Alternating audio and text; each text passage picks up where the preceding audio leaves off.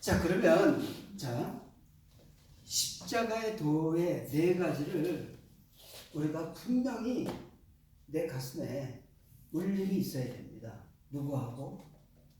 예수님의 심정하고 우리의 심정의 울림은 여기서 있어요. 네, 십자가에서 있어요. 이분이 왜 십자가에 올라가시구나. 하나님의 아들인데 뭐가 아쉬워서요? 그렇죠? 그런데 우리 예수님께서 십자가에 달리시기 전까지 많은 이야기를 하세요. 가르치시고 또 복음을 전하시고 또 고쳐주시고 하는데 그 사건 속에 내가 죽어야 너희에게 유익이 된다라고 하는 것을 말씀하시면서 죽기를 계속 얘기하세요. 근데 우리는 그게 이해가 안 되는 거예요. 오늘날도 우리 아이들한테 얘기해 보세요. 죽어야 돼? 엄마 무슨 말씀하는 거야? 응? 아니 우리가 열심히 자라나야 되는데 죽으라고 하면 어떡합니까? 네, 그런 맥락에 서로 이해가 전혀 매칭이 안 되는 그것이 우리에게는 이제 희생은 우리 희생을 하는 분들의 대표적인 분들이 우리 어머니들이에요. 자식을 위해서 희생하는 거 그것이 내추럴이에요. 그런데 하나님은 우리의 아버지세요. 어떤 희생을 하는 것은 그 관계가 부모와 자식 간의 관계는 희생이 아니에요. 그냥 그렇게 하기를 원하는 거예요. 우리 그렇지 않나요? 네. 그러니까 이 희생을 예수님께서 보여주시는데 우리 모든 그 죄 때문에 지옥에 떨어질 수밖에 없는 그 죄를 그분이 담당하는 것이 희생이에요. 대신 죽어주시는 거예요. 우리를 위해서 대신 죽어주시는 거예요. 저는 이게 믿겨지지가 않았어요. 왜냐하면 저는 어릴 때 저 환경이 그랬다라고 말씀했잖아요. 아니 저를 낳아주신 부모 중에 어머니는 저를 위해서 정말로 눈물을 흘리면서 일을 하면서 그 굶기지 않으려고 그렇게 희생하신 어머니가 있는가 하면 아버지는 너무 비겁하게 가족들을 버리고 그냥 자기 좋은 뜻대로 살았어요. 그러니 저는 이 희생이라고 하는 것이 나는 제 마음에 들어올 룸이 없었어요. 누가 아무리 얘기해도 그러세요. 당신은 좋은 아버지를 두셨나 봅니다. 저는 그렇지 않으니까 저한테 강요하지 마세요. 그런 게 제 마음에 꽉 차 있었기 때문에 제 마음에 들어올 여지가 없었어요. 그런데 용서라 하라고요? 아니 용서? 저는 일반 세상 사람들이 저한테 나쁘게 하고 또는 어떤 분이 나한테 빚을 졌는데 안 갚아? 그러면 저는 호기 있게 불렀어요. 야, 너 피하지 말고 그냥 탕감 안 받을 테니까 도망다니지 마라. 이렇게 하고 말했던 적도 있어요. 그래서 제가 예수님 믿어서 그런 게 아니라 예수님 안 믿을 때 그렇게 한 적이 있는데 근데 아버지만큼은 용서가 안 되는 거예요. 제 마음에 그런 게 있었다니까요. 저는 정직하게 얘기해서. 왜냐하면 그 아버지가 그 어린아이한테 준 상처가요. 내 인생의 아버지라는 그 단어를 제가 삭제하고 싶습니다. 저는 그래서 친구가 아버지가 있다 그러면 제가 안 갔어요. 어쩌다 가면 꼭 물어보는 게 너희 아버지 뭐 하시냐? 그래서 제가 하도 그런 말 하기가 싫어서 우리 아버지 돌아가셨어요. 살아계신데도. 그렇게 얘기하면 더 이상 질문을 안 했어요. 제 마음이 용서가 되냐고요. 목사님, 다 용서가 돼도 그분은 안 되는 저도 거예요. 그런 사람이에요. 사랑? 안 돼요. 용서가 안 되는데 어떻게 사랑이 돼요? 저는 화합하기가 싫어서 한국을 떠났어요. 그러면 영원히 안 볼 것 같아서. 그런 마음이 있었는데 제가 주님을 만나니까요. 주님이 왜 나를 위해서 죽으세요? 거부하고 싶어요. 그런데 예수님께서 공생의 3년 동안 쭉 가르쳐 주신 게 이거 가르쳐 주시기 위해서 제자들한테 마지막 finally 이거를 가르쳐 주면 그들이 배우는 것이 이거로 배우는 게 아니라 가슴으로 뭉클하게 되는 거예요. 그건 어떤 경험이 있어야 되냐면 저 여러분들이 단두대에 올라가야 돼요. 저 여러분이 죄 때문에 사형수로서 딱 올라가 있는데 이제 집행하기 1초 전에 스탑! 주님이 너 때문에 돌아가셨고 너는 지금부터 부재야. 네 형량은 끝났어. 나가. 라고 하는 것이 내한테 경험이 되었다면 이게 진짜 우리예요. 저는 그것이 보였어요. 그래서 제가 잃어버렸던 단어 아버지를 팽개치고 아버지라는 단어 생각하지도 않겠다라고 했던 내가 주님 앞에 내가 다른 아버지가 있다는 것을 알고 그 육신의 아버지가 불쌍히 보이기 시작했어요. 이상한 일이죠. 그 아버지가 왜 생각이 나냐? 그 아버지가 불쌍히 여겨지는데 저에게는 막 은혜가 임하는 거예요. 그래서 제가 우리 모든 사람이 예수님 안에서 teaching, preaching, healing 3년 동안 가르침 받아서 이 십자가의 도를 내가 가슴에 주님의 심정하고 함께 연동이 되어서 함께 그 열정, passion of Christ 그 십자가의 그 달리신 그 열정이 우리 함께 연동이 되면 그때 거듭나는 현상이라고 저는 생각합니다. 그게 아니면요 그냥 종교생활 하면서 3년 동안 따라다니는 사람 중에서도 예수님이 십자가 죽으시고 부활하시는 현장을 눈으로 목도하고도 또 세상으로 가서 사는 거예요. 500명이 기도했는데 120명만 남았어요. 나머지는 다 또 제 할 일을 찾아서 세상으로 떠났어요. 어떤 분이 이렇게 질문하더라고요. 500명도 그 중에 그래도 기도하려고 했던 사람인데 120명만 남았으면 그 사람들만 그런 성령 받았으면 나머지들은 그러면 어떻게 되는 겁니까? 어떻게 되겠니요? 그 사람들을 떠났는데 그 다음에 떠났어도 또 돌아오면 하나님은 또 받아주시겠지만 떠난 사람도 구원받았다는 얘기를 막 하려고 하셔서 내가 그거는 제가 거기에 동의하고 싶지 않습니다. 그랬어요. 자기 신학적으로 그런 말씀을 하는 분들이 많아서 그렇게 배웠다는 거예요. 그래서 이제 그 구원관에 대해서 쫙 나열을 하면서 자기는 예수님의 그 구원관에 대해서 전적으로 동의하지 않는다는 얘기를 하더라고요. 저는 그분이 참 그분의 생각을 제가 뭐라고 할 수는 없잖아요. 그분이 십자가에 주님 앞에서 이 가슴이 터지는 그러한 죽음, 심장이 터지는 죽음이 십자가 죽음이거든요. 심장 파열이 사망 원인이에요. 심장 파열이 얼마나 큰 고통인지는 왜 우리 옛날 말에 야 이놈아 심장이 터져 죽겠다라고 하는 말이 심장이 터져서 죽는 그 고통은 고통 중에 가장 큰 고통인데 그 고통을 우리를 위해서 지세요.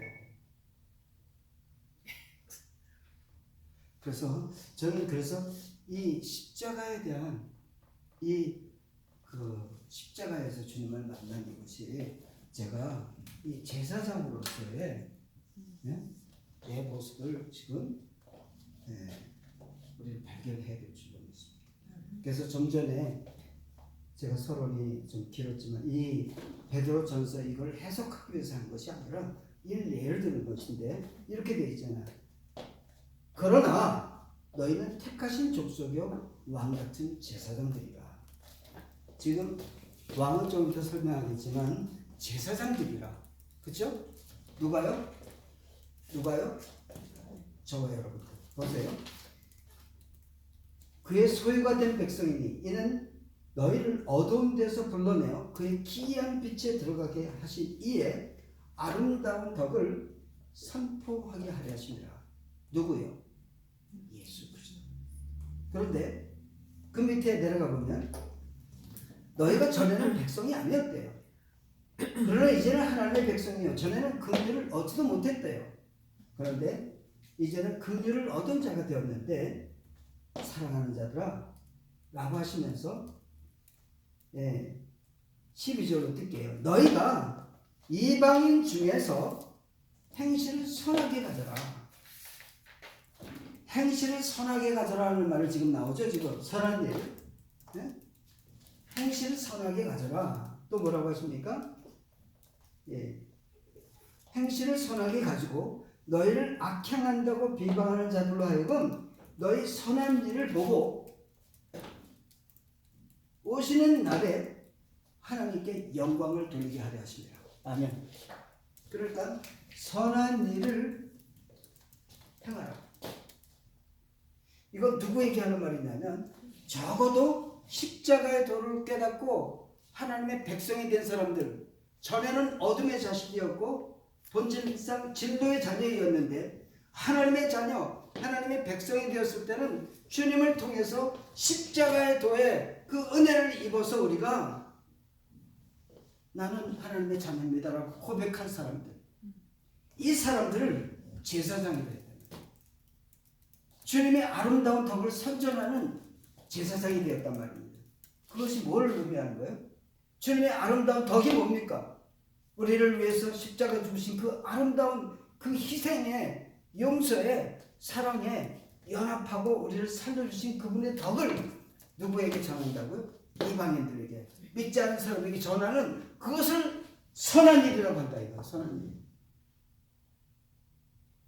근데 부자 청년이 뭐라고 그랬었어요 오늘 아침에? 무슨 선한 일을 그거를 어떤 구제로 봤잖아요, 그죠? 구제가 어떤 구제? 영혼을 살리는 구제? 아니죠. 떡 나눠주고 먹을 거 주고 입을 거 주고 이게 나쁘다는 게 아니에요. 먹을 거 주고 입을 거 주는 거로 해서 나는 선한 일을 했다고 생각하는 이것이, 그 깊은 속에는 뭐가 있어야 돼요? 먹을 거, 마실 거 주고 주님의 생명을 전하지 않고 돌아서면 바로 그거예요. 우리가 다윗왕 가서 어떻게 했습니까, 여러분? 그분들에게 우선 입을 거 주고 다 나눠줬어요. 그러고 나서 가가지고 예수님 믿으셔야 됩니다. 그러니까 그분들이 이거 받아요. 안 그러면 이렇게 할 사람들이 받아요. 주니까 기도해 주세요. 기도해 달래요. 왜? 그래도 와서 이들을 추울까봐 이 블랭켓 갖다 주고 옷 갖다 주고 하니까 막 뺏어가듯이 막 하지만 그 사람들이 그래도 마음속으로는 뭐가 있을까요? 고맙다. 어떤 사람은 왜 이런 걸 가져가고 나한테 안 맞는 거 가져온다고 팽개치는 사람도 있어요. 그 사람은 안 해요. 왜냐면 그 사람이 바로 그런 것에 너무 많이 이용을 당했다는 거예요. 어떤 사람들은요, 꼴랑 이렇게 나눠주고 사진 찍고 가가지고 어마어마한 그런 후원금 받고 또 사진 찍고, 이게 이 피해자들인 거예요. 그 사람들이 진정한 그 아픔을 가서 우리가 나누기보다는 툭툭 던져주고 하는 것이 바로 바리새인들이 했던 짓을 오늘도 할까요, 안 할까요? 우리는 가서 전해야 돼요. 한 마디라도 전해야지. 가서 전해야지. 그래서 저와 여러분들이 지금 공생의 3년 동안에 왕과 제사장과 선지자 중에 성경 속에 기록되어 있는 선지자를 딱 보면 그 선지자가 누구든지 간에 엘리 선지자 같으면 이 사람 늙어서 완전히 선지자 노릇하다가 끝내는 망하는 사람, 그 아들들까지 망하는 사람.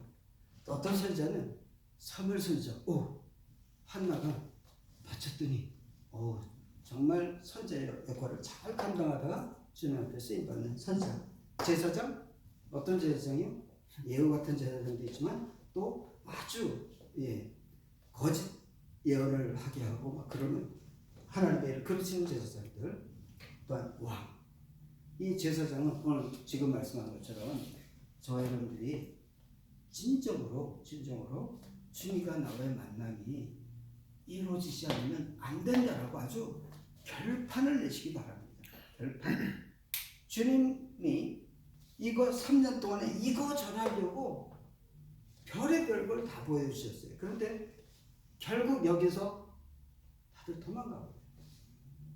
예수님이 아셨을까요? 모르셨을까요? 아셨습니다. 너희가 이 쓴 잔을 마실 수 있겠느냐 그랬더니, 아니 주님 무슨 말씀하십니까? 우리 쓴 잔 다 마시죠? 예, 우리가 죽기까지 왔지 않습니까? 진리가 주께 있사오니 우리가 어디를 가겠습니까? 주님 죽어도 갑니다 라고 해놓고 십자가에서 싹 다 도망가고 있어요. 아세요. 그런데 주님께서 뭐까지 하시냐면, 너희가 지금 이 순간은 쓴 잔을 마시지 못하지만 결국에는 마신다. 우리가 연약한 모습으로 또 도망간 것 같지만 우리 주위의 성도님들 중에서도 연약한 모습에서 늘 넘어지고 늘 또 막 속상하고 늘 또 시험 들고 이런 분이 있어요. 근데 그분도 우리 주님께서 보시는 시각이 내 마음에 진정성만 있다면 끝내는 네가 돌아올 것이다 라고 하는 확신을 주님께서 갖고 계시지 않는가, 이런 생각도 좀 해보면서 위안을 가져요. 그것은 저에게도 마찬가지고 여러분들에게도 마찬가지로 적용해야 될 것입니다. 저는 그러한 심정으로 보는데, 제가 한 가지 예를, 이거는 제가 어느 선교사님이 한 예가 있는데 그 예를 한번 나눴으면 좋겠어요. 이것이 정말 같이 한번 공유하는 그런 예가 될 수 있기를 바랍니다. 실제로 있었던 이야기라고 합니다. 한국에서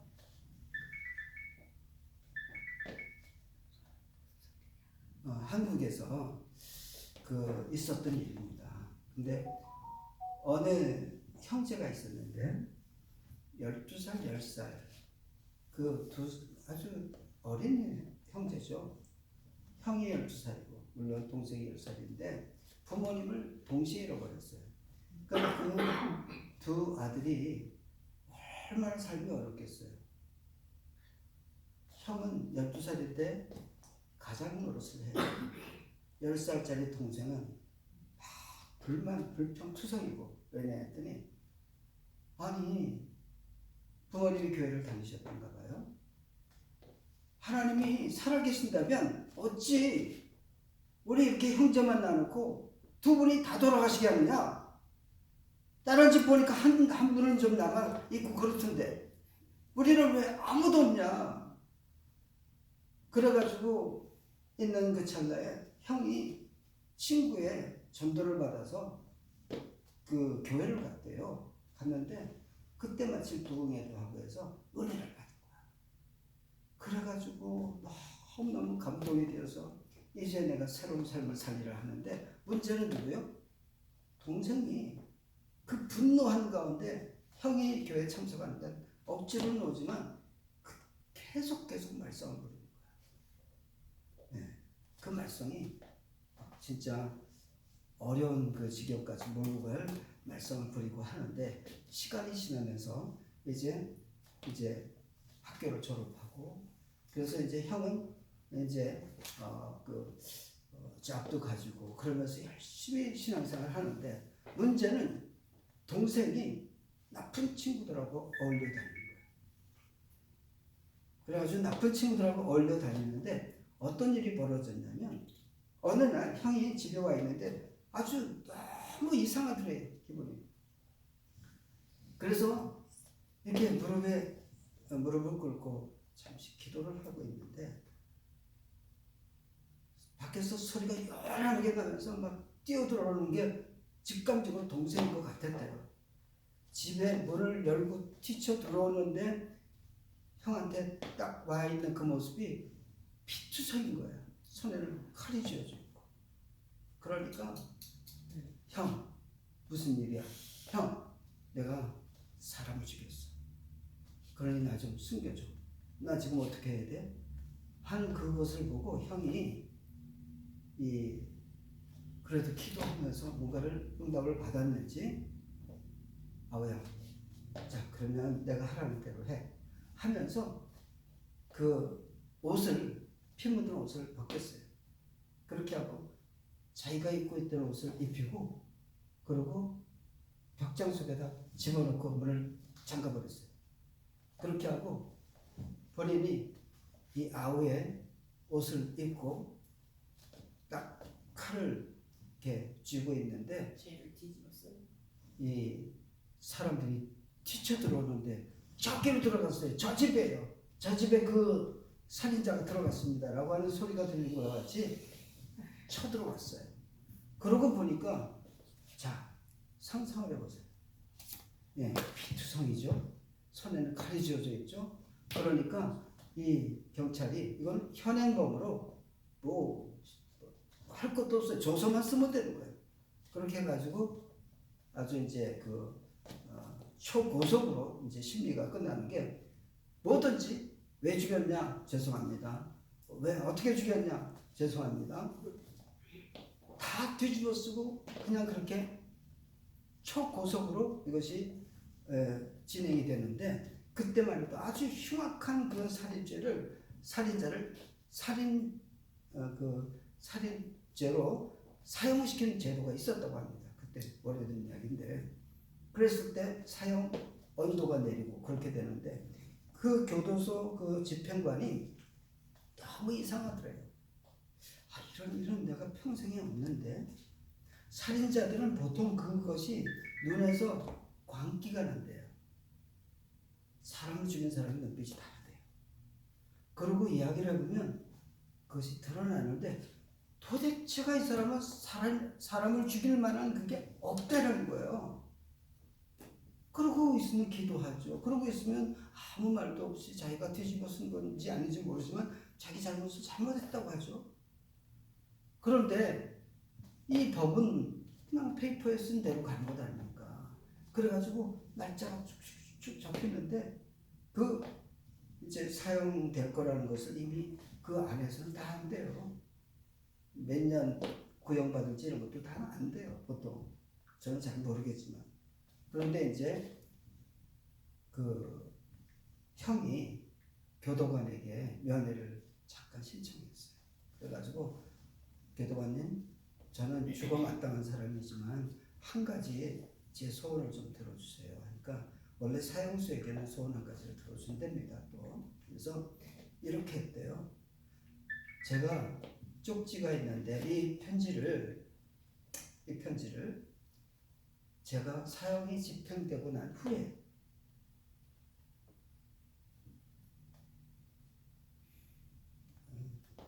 사형이 집행이 되고 난 후에 제 동생에게 좀 전달을 해주세요. 이렇게 부탁을 했어요.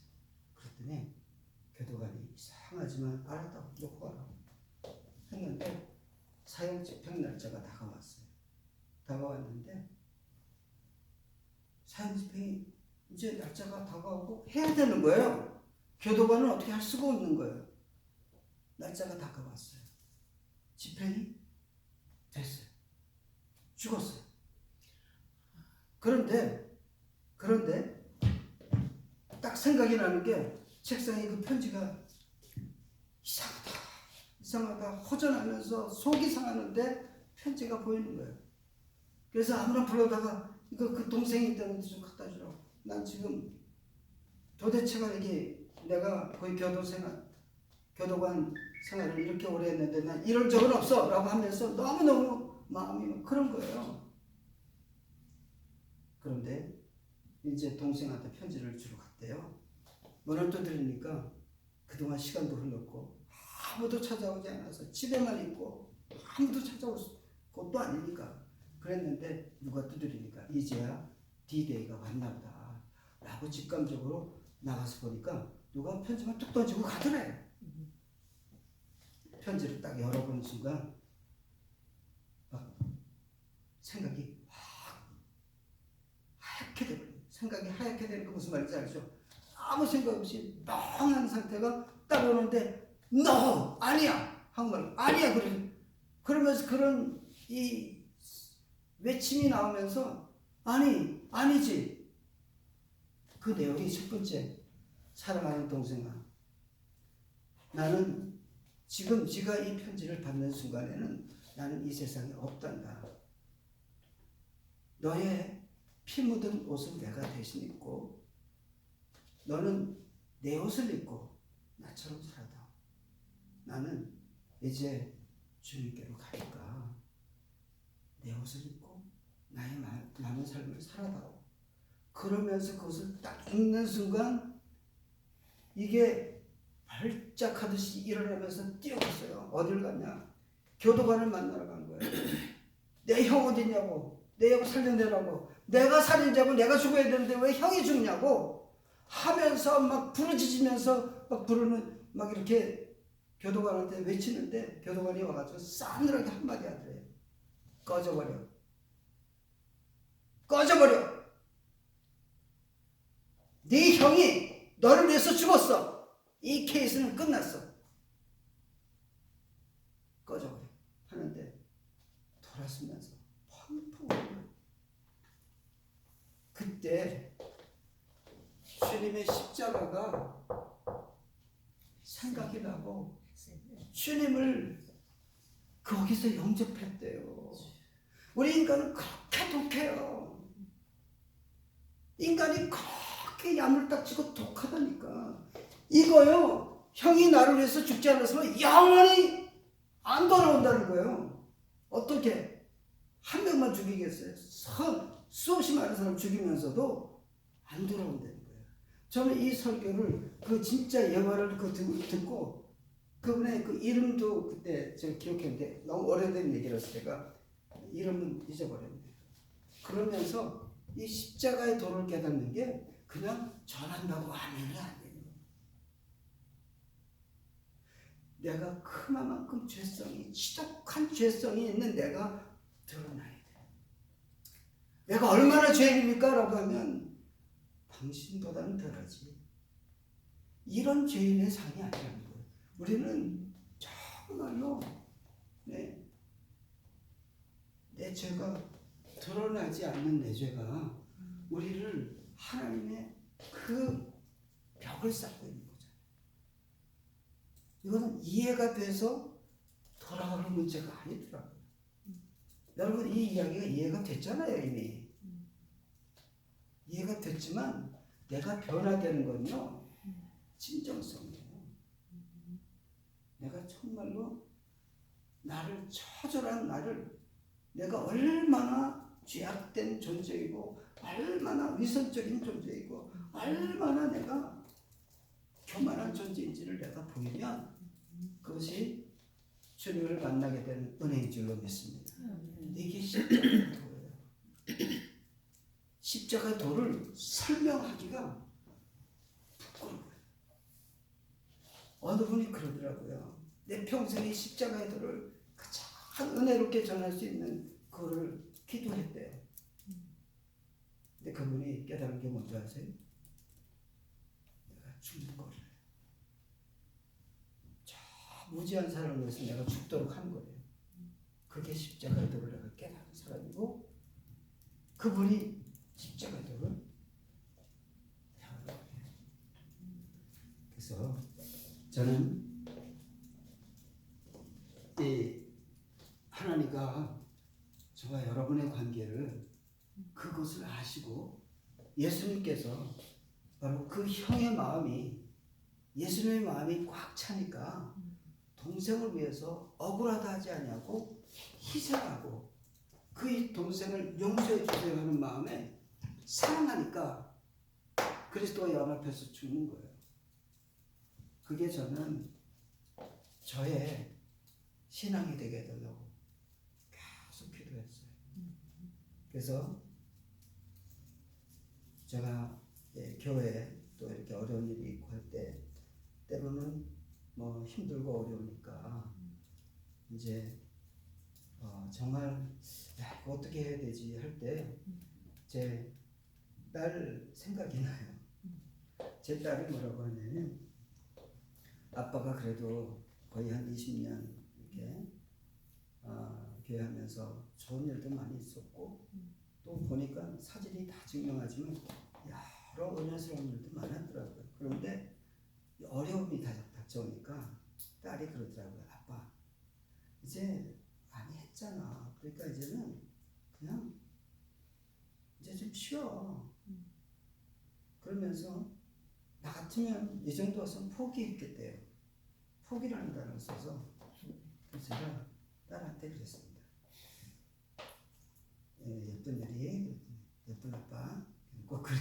예쁜 일이, 그래.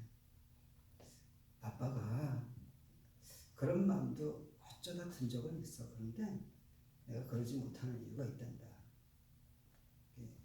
뭐니? 그래서 내가 받은 은혜가 나를 그 위선의 껍데기, 우리가 살아가면서 겪는 그 고난 중에 이 하나님과의 관계에서 어그러짐으로 말미암아 일어나는 일들, 이런 것을 내가 다 은혜로 내가 알게 되었는데, 내가 여기서 포기하고 돌아서는 것은 내가 주님께 너무 미안해. 그래서 내가 못하는 거야. 그랬더니 알았다고 저를 안아주더라니까요. 그래서 제가 저의 그 아주 중요한 동역자가 제 아내도 있지만 제 딸이에요. 그래서 하여튼 그런 말씀을 좀 나누고 싶고요. 자, 왕에 대해서 오늘 말씀하는데 시간이 얼마나 남았나? 왕에 대해서만 좀 얘기할까요? 왕? 3분. 그러면 3분 내로 왕은 왕 같은 제사장이라고 그랬잖아요. 그죠? 성경에 왕이라는 이름이 얼마나 많이 나와요. 그죠? 네? 열왕기 상에 보니까 그 왕의 제도라고 하는 것을 세워서 이 가나안에 있는 왕의 제도를 영입해서 제사장들만 있는데 왕이 있으면 좋겠다. 이 왕은 정말 그 권세를 가지고 이 백성들을 보호하고 통치하고 이끌어 나가는 그 강력한 리더십이 필요하지 않느냐라고 했을 때, 제사장들이 워낙 타락하고 워낙 정말 잘못된 일이 많으니까 이제는 왕을 달라고 했어요. 왕을 이제 주면은 어떤 일이 벌어지냐면, 왕을 위해서 허락은 하지만 이제 군대가 있어야 되고, 그래서 군수에 대한 이제 군수 사령관을 위한 군수 물자들이 필요하고, 또한 병창 부대가 필요하고, 또한 거기에 많은 왕을 호위하기 위한 신하들이 필요하고, 그러면서 그 왕이 세금을 걷어야 되고 백성들을 압제할 수도 있다. 너희들이 그래도 하겠느냐 라고 하면서 허락을 하세요. 그러면서 왕이 어떤 왕이 쓰느냐에 따라서 하나님을 경외하고 하나님의 뜻에 따라서 잘 통치하는 왕이 쓰면 백성들이 잘 되고, 하나님께서 번성의 축복을 주고 대적의 문을 얻는 축복을 주고 그런 축복을 주는데, 왕이 우상을 섬기고 왕이 잘못하고 왕이 또 다른 신을 섬기고 하면 나라가 망해버립니다. 그래서 그 왕을 통해서 일어나는 그 일들을 기록하면서 왕 중의 왕이신 예수 그리스도를 믿음으로 말미암아 우리는 이 왕의 통치를 받는 나라가, 하나님의 나라가 우리한테 쓴다는 거예요. 짧게 제가 말씀하면, 그래서 그 왕의 통치가 누구냐? 바로 예수 그리스도의 통치를 받는 그 나라가 하나님의 나라요, 하나님의 왕국이요. 그 나라가 우리 가정이 돼야 되고, 우리 직장이 돼야 되고, 우리 섬기는 교회가 그 왕이 통치하는 그러한 저와 여러분이 되어야 된다 이 말입니다. 아멘? 근데 그 왕은 어떤 왕이냐? 그 왕은 높아지고 높아져서 그 힘으로 통제하고 압제하는 왕이 아니라, 그 왕이 어떤 왕이냐면요, 왕이 겸비하고 낮아지는 왕. 따라합시다. 겸비하고 낮아지는 왕. 겸비하고 낮아지는 왕. 이분은 예수님께서 제자들에게 의자에 앉혀놓고 그분은 무릎을 꿇으세요. 그리고 물을 떠다가 제자들의 발을 씻기세요. 그리고 수건으로 닦아주세요. 이 모습으로 너희도 이와 같이 섬기라 라고 하신 그분이 왕으로 오신 분이에요. 겸비하고 낮아진 왕이요 또한 섬김의 왕이라. 아멘. 그것이 저와 여러분 분별력에서 그리스도를 통해서, 그리스도인이라면 낮아지고 겸비한 왕이 우리의 왕이고 우리가 섬김의 자세로 나가는 것이 그리스도인인데, 아주 교만하게 나가는 그 모습을 보고 이거는 가짜네 하고 분별이 돼요. 오늘 얼마나 우리가 가짜가 많은지 아세요? 죄의 종들. 그 가짜를 생산하는 거예요. 예수님께서는 낮아지고 겸비하라고 했잖아요. 그리고 예수님께서는 낮아지고 겸비한 그 만왕의 왕께서 사단만큼은 예수 그리스도의 이름 앞에 무릎을 꿇게 되어 있다라고 하는 것이 바로 권세 있는 왕의 모습인 줄 믿습니다. 우리는 사람에게는 낮아지고 겸비하고 섬기지만 사단은 우리가 그 무릎을 꿇게 하는 것이 주님께서 우리에게 보여주시는 왕권이다. 아멘. 그것이 그리스도를 통해서 우리가 배우는 성품이 낮아지고 겸비한 사람이 되시길 주님의 이름으로 축원합니다. 내가 희생하고 용서하고 사랑하고 연합하는 그 마음이 우리에게서 드러나야 됩니다. 희생한다고 해가지고 막 소리 지르고 막 내가 이렇게 했는데 나를 이렇게 취급해 라고 하는 사람은 그리스도의 성품이 없는 거예요. 그 사람은 자기를 드러내기 위해서 다 뒤집어 버려도 오케이가 되는 거예요. 왜? 나는 그만 리즘이 있다라는 거예요. 나는 예수님이 그렇게 한 적이 없으시거든요. 내가 너희를 이렇게까지 해줬는데 너희들이 어쩜 이럴 수가 있니? 이런 말 한 적이 있거든요. 자, 분별력이잖아요, 우리가. 그죠? 예. 왕을 통해서는 겸비하고 낮아지고 섬기는 게 왕. 사단을 예수 그리스도 이름으로 쫓아버릴 수 있는 왕. 제사장은 희생하고 용서하고 사랑하고 연합하는 그것이 우리에게 습관되어지고 우리에게 정말 삶의 현장에서 드러나야 되고, 이것이 바로 살아있는 하나님의 전해진 것은 십자가의 도 가운데서 전해져요. 자, 선지자는 내가 하나님의 소리랄 뜻이 있잖아요. 하나님께서 하신 말씀을 선포하는 게 선지자예요. 그것이 바로 내가 천국 복음을 들었으면 그것을 선포하는 저와 여러분 되시기 바랍니다. 오늘 여기까지 하겠습니다. 자, 기도하십시오. 주기도문은